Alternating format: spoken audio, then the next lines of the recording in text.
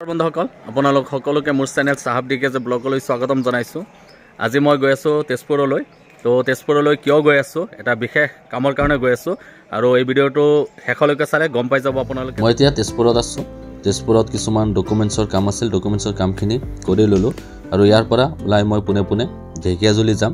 তো থাম্বনেল চাই ইতিমধ্যে আপোনালোকে গম পাইছে যে মই তেজপুৰ কিয় আহিছিলো। তো ইয়াৰ পৰা মই এতিয়া আবেলি সময় ঢেকিয়াজুলি টাউন আহি পাই গলো। এটো ঢেকিয়াজুলিৰ আৰডি মটৰছ হয়। তো এইখন যে আপোনালোকে দেখিবলৈ পাইছে, এই গাড়ীখনেই ল'বলৈ মই আজি ইয়াত আহিছোঁ আৰু বহুত দিনৰ এটা আশা আছিল, সপোন আছিল। আমাৰ মধ্যবিত্ত ফেমিলিৰ এটা সপোন থাকে যে এটা গাড়ী লোৱা। তো সেই সপোনটো আজি পূৰ্ণ হোৱাৰ দিশত। তো ইয়াতো কিছুমান লিখি প্ৰচেছ আছে, সেইখিনি কৰি আছোঁ। তো মোৰ লগত মোৰ বন্ধু আহিছে, মোৰ ল'ৰাটো আহিছে, মোৰ মানুহজনী ভতিজা গোটেইখিনি আমি আহিছোঁ। তো মোৰ কাৰণে এটা ফূৰ্তিৰ দিন। তো এয়া মই, মোৰ ৱাইফ আৰু মোৰ ভতিজা, আমি সকলো আহিছোঁ গাড়ীখন ল'বলৈ। তো লিখি ইতিমধ্যে হৈ গ'ল, এতিয়া আমাক ডেলিভাৰী দিব।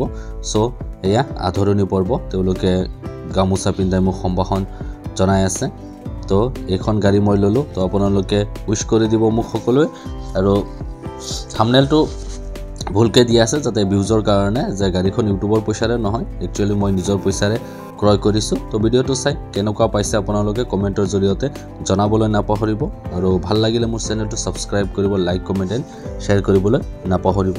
সঁচাই আজি বহুত ভাল লাগিছে যে এটা সপোন আজি পূৰ্ণ হ'ল। তো আমাৰ প্ৰতিজন মধ্যবিত্ত পৰিয়ালৰ এটা সপোন থাকে, এটা নিজৰ চাৰিচকীয়া বাহন ক্ৰয় কৰাৰ। সেই সপোনটো আজি মই পূৰ্ণ কৰিব পাৰি পেলাই সঁচাই বহুত ভাল লাগিছে। আৰু গোটেই পৰিয়ালক মই লগত লৈ আহিছোঁ। তো মাকো কৈছিলোঁ আহিবলৈ, মা নাহিল, মা অসুস্থ হৈ আছে, অলপ বেমাৰ হৈছে মাৰ। চ' আমি আহিলোঁ, আহি পেলাই গাড়ীখন ডেলিভাৰী ল'লোঁ। আৰু এতিয়া পিছদিনা সকলোকে লৈ ফুৰিবলৈ ওলাই গৈছোঁ। এতিয়া ফুৰিবলৈ ক'ত যাম সকলোৱে কৈ আছে, নতুন গাড়ী লৈ ফুৰিব যাব লাগে। তো সকলোকে লৈ পেলাই মই শিঙৰি গৈ আছোঁ, আমাৰ যি পিকনিক প্লেচ আছে তালৈকে ফুৰিবলৈ। তো এয়া গাড়ীত আমি সকলো আছোঁ, মই ফেমিলি গোটেইখিনি। ল'ৰা ছোৱালীখিনি বহুত ফূৰ্তি পাইছে, তো নতুন গাড়ীত উঠিবলৈ পাইছে। তেতিয়া আমি গৈ আছোঁ। এয়া চাওক ৰাস্তা ঘাট বহুত ধুনীয়া, আগৰ শিঙৰি নাই। তে শিঙৰি গ'লে বহুত ভাল লাগে, ৰাস্তা ঘাট বহুত ধুনীয়া। তো আমি গৈ আছোঁ শিঙৰিৰ যি পিকনিক প্লেচ আছে তালৈকে। এবাৰ আপোনালোকে চাওক আৰু তাত গৈও দেখাই আছোঁ আপোনালোকক কেনেকুৱা পৰিৱেশ এই ভিডিঅ'ৰ জৰিয়তে। তো আমি আহি পাই গ'লোঁ যি শিঙৰি পিকনিক প্লেচ আছিল। এয়া আপোনালোকে দেখিবলৈ পাইছে। অলপ আগত যাম আমি, য'ত বগৰী বাগান বুলি কয়। এতিয়া সেইখিনিতে মেক্সিমাম পিকনিক খায়। তো কাষতে আপোনালোকে দেখিব পাইছে এয়া সৰিয়হ খেতি। তো ইয়াত বিঘা বিঘা মাটি সৰিয়হ খেতি কৰে।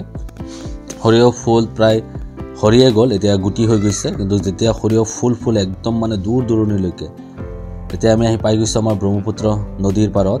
তো এইটোখিনি যে মোৰ বেক চাইডে আপোনালোকে দেখিবলৈ পাইছে, এইটো হৈছে পিকনিক প্লেচ।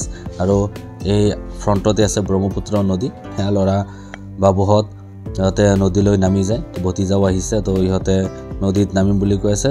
ইয়াত বাৰু ৰিক্স নাই, তেনেকুৱা পানী নাই, একদম পানী কম। তো সিহঁতে নামি আছে, সিহঁতে ফূৰ্তি কৰিবলৈ আহিছে, যিহেতু অলপ ফূৰ্তি কৰি আছে। ডাঙৰ ল'ৰাটো নদীত নামিয়েই গ'ল।